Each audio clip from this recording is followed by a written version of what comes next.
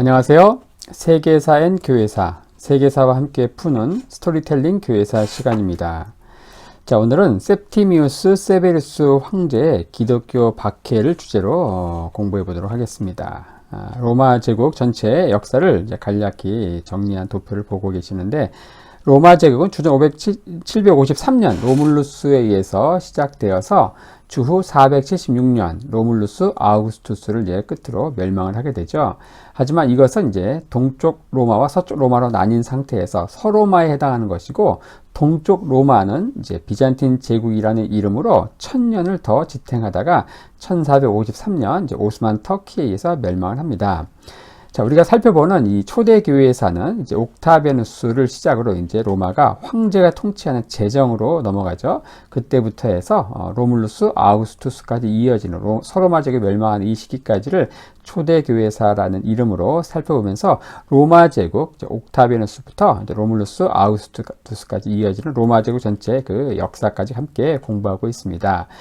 자, 여기 이제 분기점이 있는데, 콘스탄티누스 때 이제 313년 이때 밀라노 칙령이 발표가 될 때까지 옥타비아누스 때부터 총 10명의 황제가 기독교를 박해하는 기독교 10대 박해, 이걸 주제로 우리가 살펴보고 있죠. 자, 이 중에서 이제 기독교 10대 박해를 이룬 이제 10명의 그 황제, 바로 네로, 도미티아누스, 트라이아누스, 하드리아누스, 마르크스 아우렐리우스, 그리고 septimius severus, 막시미누스, 데키우스, 발레리아누스, 디오클레티누스 10명의 황제의 이름을 이제 보고 계십니다. 우리가 이 중에서 5번까지 마르크스 아우렐리우스까지의 역사를 살펴봤고, 오늘 살펴보려고 하는 게 바로 이 septimius severus, 이 당시의 역사적 배경과 함께 이 시기에 있었던 기독교 박해의 특징, 이때 순교한 사람들, 뭐 이런 것들을 중심으로 한번 살펴보려고 합니다. 팍스 로마나라고 불리는 시기가 있죠. 주전 31년 옥타비누스부터 주후 180년 마르크스 아우렐리우스까지 이어지는 한 200년의 시간을 이제 팍스 로마나라고 하죠. 이때 세 개의 왕조가 이어지는데, 율리우스 클라우디우스 왕조, 그리고 플라비우스 왕조, 그리고 오현제로 이어지는 이제 세 개의 왕조. 그리고 율리우스 클라우디우스 왕조 이때에는 이제 옥타비누스, 티베리우스, 가이우스, 클라우디우스, 네로로 이어지는데, 이 중에서 네로가 이제 기독교 10대 박해의 1번 주자로 나서게 됩니다. 그 다음 왕조가 이제 플라비우스 왕조죠. 베스파시아누스, 티투스, 도미티아누스로 이어지는 왕조에서 이 도미티아누스가 기독교 10대 박해의 2번 주자로 나서게 됩니다. 그리고 영국 역사가인 에드워드 기번이 인류가 가장 행복했던 시기다 이렇게 이야기했던 5명의 정말 현명한 황제가 통치했던 이 시기 오현제, 이때는 이제 네르바, 트라이아누스, 하드리아누스, 안토니누스, 피우스, 마르크스 아우렐리우스로 이어지는데, 이 시기에도 공교롭게도 성군들이 통치했던 이 5명 가운데 트라이아누스, 하드리아누스, 마르크스 아우렐리우스 이 3명의 황제가 이제 또 기독교를 이제 박해하게 되죠. 오늘은 이제 오현제의 마지막 황제였던 마르크스 아우렐리우스가 죽고 나서 펼쳐지는 본격적인 로마 제국의 쇠퇴기에 있었던 역사를 먼저 한번 보겠습니다.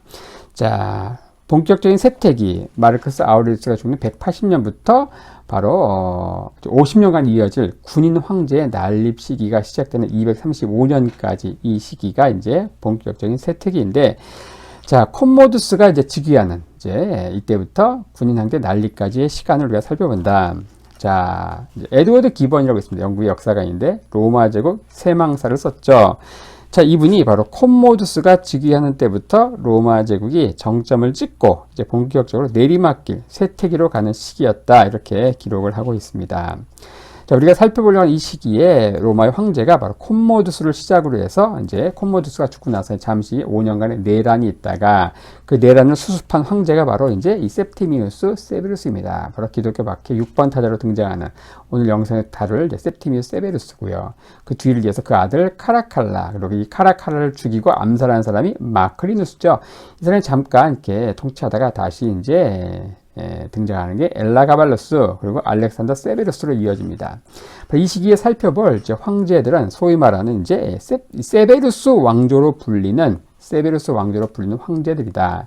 이 셉티미우스 세베루스, 카라칼라, 이 카라칼라를 죽인 이 마크리누스는 빼고요. 그 다음에 엘라가발루스, 그리고 알렉산더 세베루스 이렇게 이어질 사람들이 이제 세베루스 왕조인데, 이걸 도표로서 간단히 보면요. 세베루스 왕조의 가계도 바로 셉티미우스 세베루스죠. 그 아들 카라칼라가 등장하지만 이 카라칼라가 암살당하죠. 마크리누스에 의해서. 그러다가 다시 이제 반개지만 이 엘라가발루스가 등장하고 또 사촌인 이제 알렉산더 세베루스를 끝으로 해서 세베루스 왕조가 이제 끝이 나죠. 이렇게 해서 셉티미우스 세베루스, 카라칼라, 그리고 엘라가발루스, 알렉산더 세베루스로 이어지는 세베루스 왕조 가계도. 요게 이제 오늘 영상에서 주로 살펴보게 될 당시 로마 제국의 역사가 되겠습니다.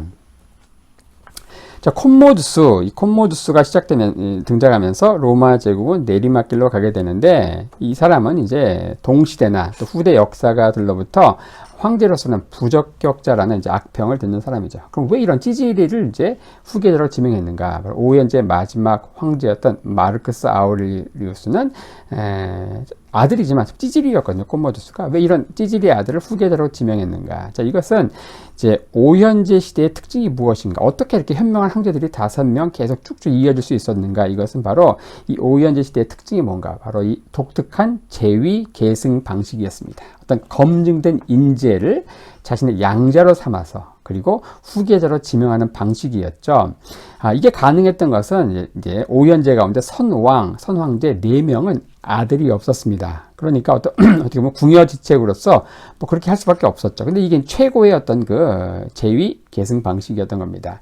하지만 오현제 마지막 황제였던 마르크스 아우렐리우스는 이제 공교롭게도 아들이 있었다. 그 아들이 바로 못난이었던 콤모두스였죠. 콤모두스라는 장성한 아들이 있는데 이 아들을 두고서 다른 사람을 이제 황제로 지명했다가는 내란의 빌미를 제공하기 때문에 부적격자고 찌질이었지만 어쩔 수 없이 마르크스 아우렐리우스 황제도 자신의 아들 콤모두스를 후계자로 지명할 수밖에 없었다. 이 콤모두스와 관련된 영화가 있죠. 바로 글라디에이터. 근데 이 영화에는 2가지 오류가 있습니다. 이 콤모두스가 자기 아버지 마르크스 아우렐리우스를 목졸라서 살해하는 걸로 이렇게 영화에 나오지만 사실 아버지인 이제 마르크스 아우렐리우스는 이제 야만적과의 전투 중에 전사입니다. 전쟁 중에 전사했고요. 또 콤모두스 자신이 검투 시합 중에 사망하는 걸로 나오지만은 실제 역사에서 이분은 욕실에서 살해됩니다. 살해된다. 암살당하는 것이죠.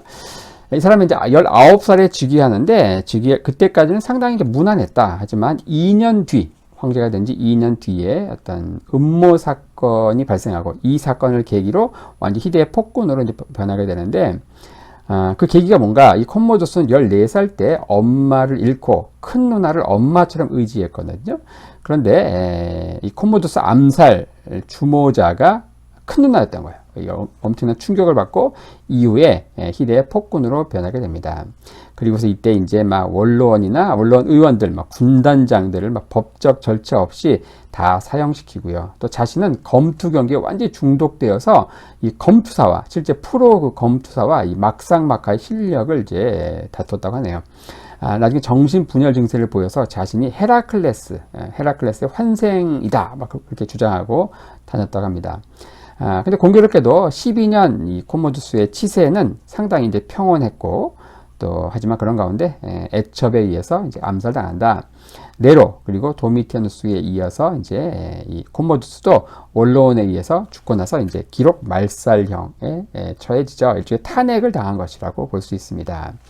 자, 콤모두스가 이제 암살당하고 이제 5년간 내란의 시기가 펼쳐진다. 자, 이 콤모두스가 이제 12년 폭정을 했는데도 굉장히 평온했다. 군단장들의 반란도 없었다. 그럼 어떻게 가능했는가? 바로 선황제인 마르크스 아우렐리우스. 그분이 이제 임명했던 사람들이 군단장들이었고, 이 선황제와의 어떤 충성 서약 때문에 이제 이들은 다 가만히 있다가 결국 이제 콤모두스가 암살당하니까 서약의 굴레에서 해방되었고, 그 이유는 완전 하극상, 동물의 왕국, 난세 중에 난세인 시기가 이제 펼쳐집니다. 힘센 사람이 이제 왕인 거예요. 자, 그런다가 이제 이런 혼란의 시기, 내란의 시기를 평정한 사람이 누군가? 바로 오늘 다루게 될 셉티미우스 세베루스다. 자, 197년에서 211년까지 통치했던 이 셉티미우스 세베루스, 이 사람은 이제 군인 황제의 철권 통치를 휘두르게 되는데, 이 septimius severus는 이제 내란을 수습하고 로마로 입성을 한다. 그리고 이 사람의 별명이 뭔가 군인 황제였다는 거죠. 군인 황제. 오현제의 마지막 황제였던 마르크스 아우렐리우스는 철인 황제다. 그런 별명을 갖고 있죠. 그 자신이 또 스토아 철학자였고 명상록이라고 하는 또 책을 또 저술하고 그랬는데 그와 정반대의 인물이 바로 이 군인 황제였던 septimius severus였다는 거죠. 이 사람은 이제 무장한 병사들의 둘러싸인 원로원을 이제 자신의 병사들에 의해서 쫙 둘러싸고 나서 자신을 다 지지하는가? 그런데 지지하지 않는 의원들이 26명이 있었던 거예요. 이 사람들을 직결 심판으로 다 이제 처형합니다. 그리고 뭐라고 하는가? 나 세베루스는 황제에게 절대 복종하는 어떤 고분고분한 원로원을 원한다. 이렇게 하는 거죠. 그러면서 본격적으로 로마는 이제 동방과 같은 비로마적인 어떤 전제 군주 시대가 펼쳐지죠. 그의 아내가 누군가 바로 율리아 돕나라고 하는데 율리아 돕나 이 사람이 바로 시리아 속주의 제사장의 딸이다. 시리아 속주 거기에 태양신 정복되지 않는 태양을 섬기는 태양신 사제의 딸이었습니다. 그러면서 이제 동방 출신의 최초의 황후로 등장하는 게 이 septimius severus의 아내인 율리아 돕나인 것이죠. 이 사람은 이제 군인 황제에 맞게 이제 최우선 순위가 뭐였니까 국방이었습니다. 그래서 군단병들의 봉급을 대폭 인상했다. 마치 이제 우리 박정희 대통령이 군인들 연금을 후하게 주고 있게 이제 군인들이 이제 뭐 그 당시에 힘들지만 연금이 좀 일반적으로 많잖아요. 뭐 그런 것들과 비슷하게 이제 군단병들의 봉급을 대폭 인상했다. 자, 이렇게 하면서 이제 로마군 강화 차원에서 이렇게 뭐 선한 의도를 했지만 이후에 이제 군단 생활이 너무 편안해졌다. 그리고 군대 조직 자체가 이권 단체화 되면서 이제 나중에 이제 입맛에 따라 황제를 막 갈아치우는 이제 그때마다 군사비를 증액하고 또 국가 재정은 파탄에 이르고 그래서 이제 뒤에 살펴볼 이제 50년간 이어지는 군인 황제 시대. 그러니까 군인들이 막 황제로 난립하는 그런 시기를 이제 이 septimius severus가 이제 그 길을 닦았다 이렇게 평가를 합니다. 이 사람은 동방에 이제 있는 파르티아 제국을 쑥대밭으로 만들었는데 이렇게 하면서 이제 만만했던 가상 적국 파르티아 대신에 그 뒤를 이어서 등장하는 진짜 무시무시한 실제 로마 적국이 되는 사산조 페르시아가 등장하게 되는 이제 어떻게 보면 어리석은 이제 행동을 했던 것이죠. 자, 당시 로마에는 이제 로마 제국이죠. 로마 제국. 서방에 로마가 있지만 동방에는 바로 파르티아 제국이 있었거든요. 근데 사실은 이제 그 이름뿐이 종이호랑이였는데 여기에 수도인 크테시폰 완전히 쑥대밭으로 만들고 이게 이제 빌미가 되어서 파르티아 제국이 얼마 후 멸망을 합니다. 그리고 등장하는 이제 제국이 뭔가 여기에 이제 바로 사산조 페르시아 이전에 고레스에 의해서 창건된 그 아키메네스조의 그 페르시아와의 기치를 이제 이어받아 가지고 사산조 페르시아가 등장합니다. 여기는 이제 이전에 이제 파르티아 영토보다 훨씬 넓은 영토를 차지했고 여기는 이제 군사 강국이어서 로마에는 이제 로마와 이제 싸워도 이제 로마도 만만하게 이길 수 없는 실제 적국이 등장하게 되는데 파르티아를 너무 쑥대밭으로 만들면서 결국 파르티아가 멸망하면서 종이호랑이였던 가상 적국 파르티아가 멸망하고 실제 적국이 되는 사산조 페르시아가 등장하게 되는 그 길을 이제 닫게 된다. 이 septimius severus는 이제 죽기 전에 이런 말을 했답니다. 이런 고백을 했대요. 자, 이제 와서 생각해 보니 모든 것이 다 헛된 것 같구나. 솔로몬이 한 얘기하고 비슷하죠. 철인 황제인 마르크스 아우렐리우스도 유사한 고백을 했다고 하는데, 자, 죽으면 황제나 노예나 다 마찬가지다. 뭐 이런 말을 했다고 합니다. 어쨌든 이제 인생 무상, 이제 철인 황제나 군인 황제나 죽으면서 인생 무상을 노래한 것을 이제 알 수 있죠. 자, septimius severus가 죽고 나서 그 아들 카라칼라가 등장하는데 211년부터 217년까지 통치합니다. 이 사람은 자기의 롤 모델이 누군가 알렉산더 대왕이었어요. 그래서 페르시아를 무너뜨린 알렉산더 대왕. 자, 로마에 가면요, 카라칼라 황제 이름을 딴 유명한 유적지가 있죠. 카라칼라 목욕장이라고 하는데 바로 여름에 오페라 공연도 하고 굉장히 유명한 곳입니다. 로마에 가시면 이것을 한번 둘러보셔도 좋습니다. 이 카라칼라는 이제 견원지간인 동생 게타와 공동 즉위하는데 1년 후 결국 예견된 참사가 발생합니다. 이제 카라칼라는 자기 동생을 엄마 면전에서 죽이고 이제 단독 황제로 즉위하게 되죠. 자, 바로 이제 그렇게 된다.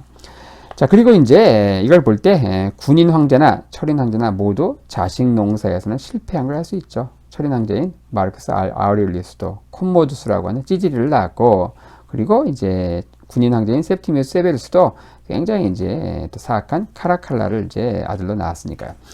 이 카라칼라는 이제 모든 속주민들에게 로마 시민권을 남발한다. 자, 로마 시민권. 누구나 다 갖고 있다는 건 뭐예요? 아무도 갖고 있지 않는 거하고 비슷하죠. 명품이 왜 명품입니까? 그 희소성 때문인데, 속주민들에게 다 이 시민권을 나눠주면서 로마 시민권의 어떤 브랜드 가치를 한순간에 없애버립니다. 자, 아주 어리석은 정책이었죠. 그리고 이제 그래서 이제 결국 속주민이 바치던 이제 10%의 속주세 자체도 사라지면서 로마 제국은 이제 급격히 재정 파탄에 이르게 되죠. 근데 이제 말씀드린 대로 이제 알렉산더를 롤 모델로 해가지고 이제 당시 이제 이름뿐인 파르티아 합병의 원대한 꿈을 이제 갖고 이제 아버지가 이미 초토화시켰죠. 거기를 이제 가서 전쟁하는데 초기는 승승장구하지만 나중엔 고전합니다. 이미 이제 뭐 이름뿐인 그 파르티아 제국과 싸워서 결국 이제 지는 거예요. 그러니까 패전 상황에서 이제 강화 요청을 하죠. 하지만 이제 거부당합니다. 그러니까 군단 내에서 황제에 대한 경멸감과 반감이 퍼지게 되죠. 그러면서 이 황제를 호위하는 근위 대장 마크리누스에 의해서 암살당하죠. 이때 엄마 율리아 domna는 자살하게 됩니다. 이 마크리누스는 이제 황제를 죽이고 이제 암살하고 이제 등장하게 되는데 황제를 죽이고 사고사로 위장을 한다. 그리고 파르티아와 전쟁이 한창인 그 시리아 전선에서 황제로 등극하죠. 황제가 이제 암살당하고 어수선한 상황에서 파르티아는 이제 기세등등하게 진격을 하고, 하지만 마크리누스는 이제 전쟁을 강행할 의지가 전혀 없었습니다. 그리고 로마에서 황제로 등극할 생각뿐이었죠. 그리고 이제 파르티아하고 비밀 강화 교섭을 하는데, 이때 엄청난 전쟁 배상금과 함께 어떤 복종의 상징인 금관까지 선물하는 이런 상황을 보면서 시리아 군단 어떻습니까? 파르티아 제국과 딱 국경을 맞대고 있던, 그리고 로마 제국을 지킨다고 하는 이 시리아 군단의 자긍심이 이런 황제의 이런 저자세 외교를 통해서 모욕감으로 변하게 됩니다. 자, 이런 상황을 틈타서 율리아 마이사가 자신의 손자를 데리고 오죠. 자신의 손자. 자, 한번 도표를 볼까요?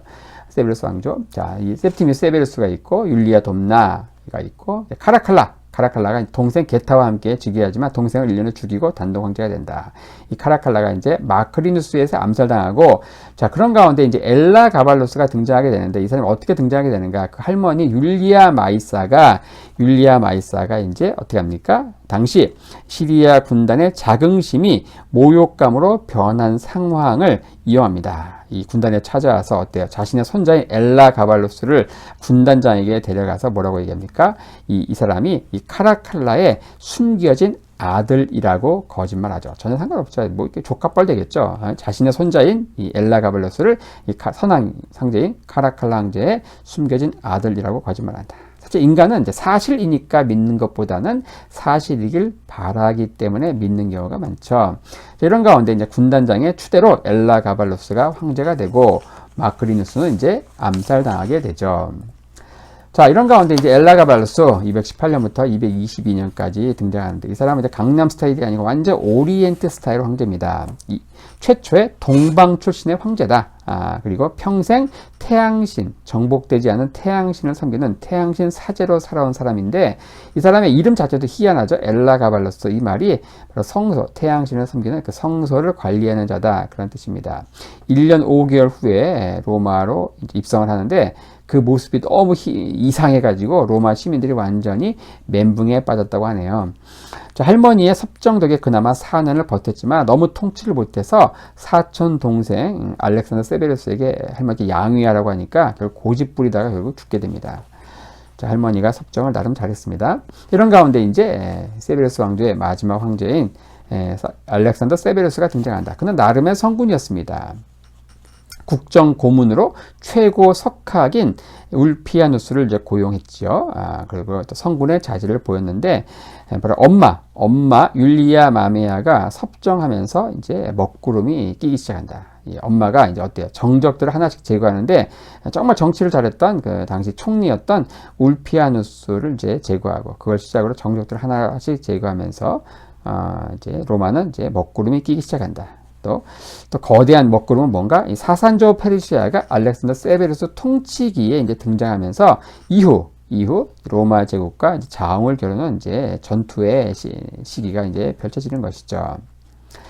자, 이렇게 하면서 이제 우리 알렉산더 세베루스까지 이어지는 세베루스 왕조의 통치기를 대략 살펴봤고요. 이 septimius 세베루스 황제의 어떤 기독교 박해를 한번 살펴보겠습니다. 이 황제는 이제 오랜 내란을 수습한 군인 황제였다는 걸 이야기했죠.